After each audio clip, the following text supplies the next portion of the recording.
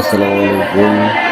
দেখুন, একজন মাদ্রাসার শিক্ষক সেমিনার খতমের সময় কীভাবে ছাত্রদের পরিদর্শন করে, তারা কত কষ্ট করে ছাত্রদের পিছনে, অথচ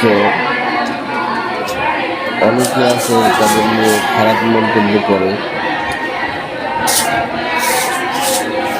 কিন্তু বাস্তবে চোখে দেখলে বোঝা যায় যে একজন শিক্ষক ছাত্রদের কত কষ্ট করে লেখাপড়া করায়, মানুষের মতো মানুষ করে।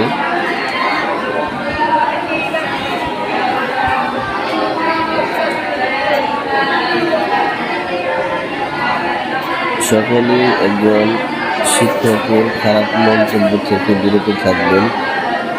সবাই ছাত্র এবং শিক্ষকের জন্য দোয়া করবেন।